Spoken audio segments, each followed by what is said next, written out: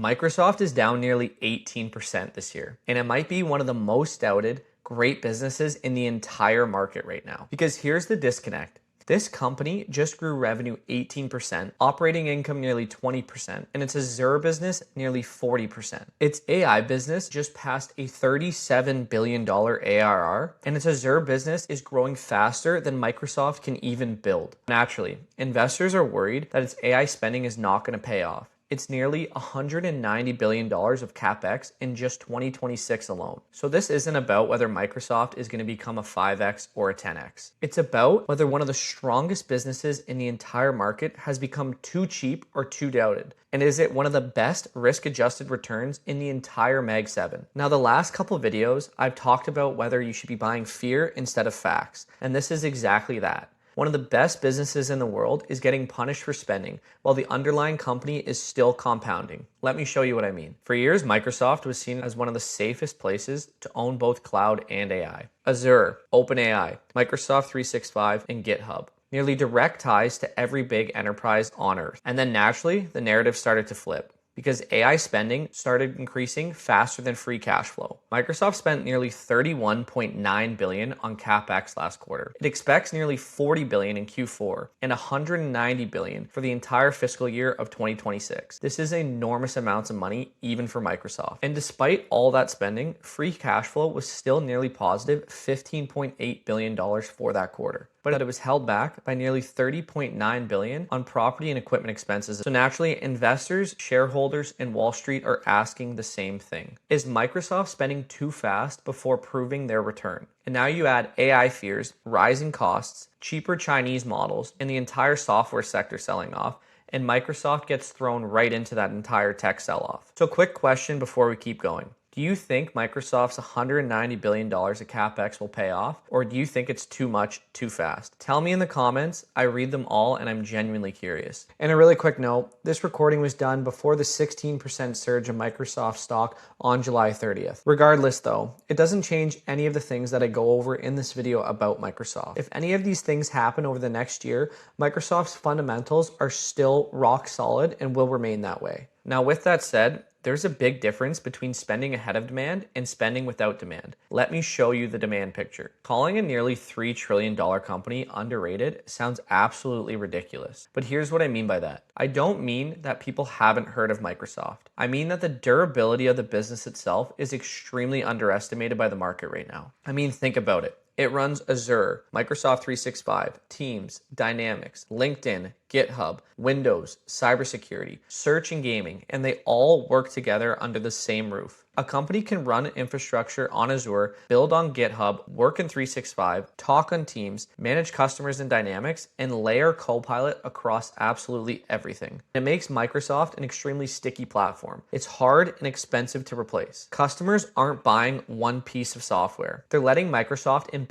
across their entire stack. That ecosystem is exactly why Microsoft deserves to trade at a premium. And in the past it has. But right now it is not priced for anywhere near perfection. So you might ask me, is Microsoft slowing down? The clearest proof is in the Azure growth itself. And earnings overall show us that exact picture as well. In Q3, Microsoft Cloud was $54.5 billion, which was up 29%, and Azure itself grew nearly 40%. Net income was $31.8 billion, which was up nearly 23%. And lastly, Intelligent Cloud was up nearly 30% to $34.7 billion, and management still guides Azure to grow nearly 40% this quarter coming up. Those are extraordinary rates to grow for a company at this size and scale. And management says demand still exceeds capacity, and that doesn't guarantee that capex earns its return. But what it proves is that Microsoft is not building for nobody. And specifically, one number needs context. Microsoft's $627 billion backlog, which is its remaining performance obligations, was up nearly 99% year over year. Now, naturally, a big chunk is still tied to OpenAI.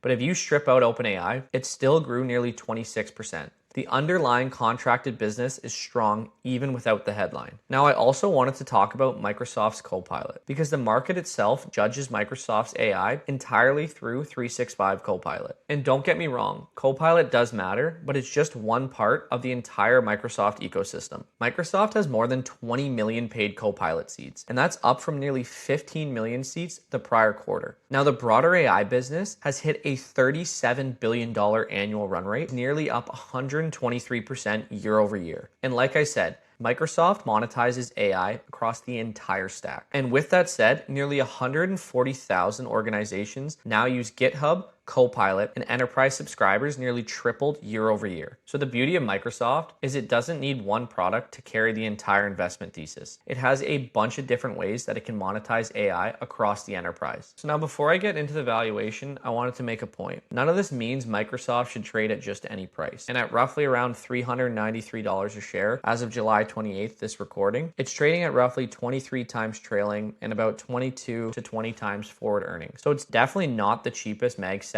name.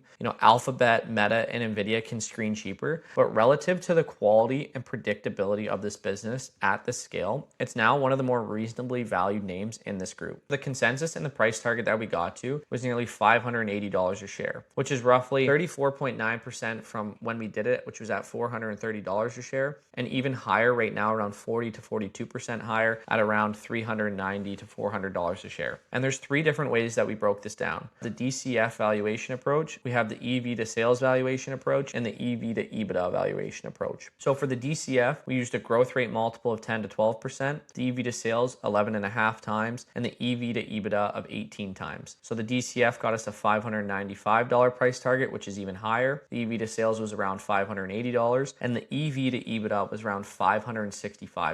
So each one gives us more than 30 to 35% upside. So as we get into this DCF, it's important to note a few things. Obviously, Microsoft's share has been under pressure because of the unprecedented amount of capex that it spent, but we also have to note that they have a ton of free cash flow. They generated cash flow from operations of $127.5 billion while investing approximately $80 billion of that in capex, and so that resulted in free cash flow of approximately $47.5 billion for the first 9 months of the fiscal year 26. Now, if we were to compare it to other hyperscalers, it's obviously a bit more favorable. Alphabet recently announced plans to raise $80 billion through equity issuance, and they even went and tapped the debt markets and got $10 billion through Berkshire Hathaway. Oracle has issued equity and added a significant amount of leverage, and they raised roughly $15 billion of debt and through capital markets themselves in 2026 alone. So Microsoft, by contrast, continues to fund its AI infrastructure build out organically, and they also don't dilute shareholders or materially increase. So we believe at the current period, this represents the peak of Microsoft AI infrastructure build out. CapEx is expected to remain elevated at approximately 70% of the cash flow. And so thereafter, as the AI workloads scale and monetization improves and the company makes more and more money, this will allow free cash flow to expand materially. So we applied a terminal growth rate of 3.5% and a WACC or a discount rate of 8%. And so the WACC assumes and reflects a 5% risk-free rate and at a 3% equity premium. So with that said, Microsoft remains one of the highest quality businesses globally. And as we wrote, it's supported by a ton of diversified revenue streams, recurring enterprise demand, strong competitive moat, and exceptional cash generation. So with that said, when CapEx subsides or free cash flow inflects back at the bottom of the J curve, Microsoft will get back to earning its premium multiples higher than it is today. And then I just wanted to touch a little bit about on the EV to sales multiple. So if we look ahead, the consensus estimates for the next 12 months of revenue is approximately $368.2 billion, which would be growth of around 16%. And so while we believe that this outlook is more conservative, given the accelerating AI adoption and cloud demand, we're just going to use the consensus expectations just to build out our valuation framework so we don't get too far ahead of the market or ourselves. So with that said, the investor sentiment towards Microsoft obviously weakened because of the capex and AI. And as a result, right now, Microsoft currently trades at approximately 10.3 times forward sales, which would just be below its 12-month average multiple of an 11.5 times. We believe as continued growth in Azure Copilot continue to generate record levels of cash flow and drive a recovery in the investment investor sentiment, we think it deserves a forward sales multiple of nearly 11.5 times, and that would bring us really around a $580 per share valuation. And then lastly, just wanted to break down the EV to EBITDA multiple. Microsoft obviously reported Q3 26 EBITDA of $48.6 billion, and that was represented around growth of 19% year over year, which even exceeded revenue growth of 18%. And this just shows us that the company has significant operating leverage here, and their operating margin, like I mentioned earlier, went up from 45.7% in Q3 to nearly 46.3%. So with that said, the consensus estimates, Microsoft currently right now trades at approximately a 16.5 times forward EBITDA multiple, which is below its 12-month average of actually nearly 19 times. And again, with the same thesis that we used for the EV to sales and DCF, as investors gain back that confidence and the AI investments start to monetize themselves, we believe even a conservative 18 times multiple is fair. That's not even at the 19 times multiple that it normally trades at. And based on these assumptions, this is how we get valuation of nearly $565 per share. So for the full bear, base, and bull models, the charting and everything else that encompasses Microsoft, it's all in our Patreon. And right now there's a free trial, so you should go check it out. But with that said, the whole thesis is right here in this video. So after all that said, Microsoft may not offer the biggest theoretical upside in the Mag 7s. Nvidia might grow faster. Alphabet and Meta might trade at cheaper forward multiples, and Amazon might have larger room for margin expansion. But Microsoft arguably has one of the strongest combinations of growth, predictability, profitability, and valuation. And so like we've seen, in a volatile market, Microsoft can act as the perfect anchor. And you still get cloud and AI exposure, but it's backed by profitable, established businesses that people use every single day. Microsoft is still being doubted for the $190 billion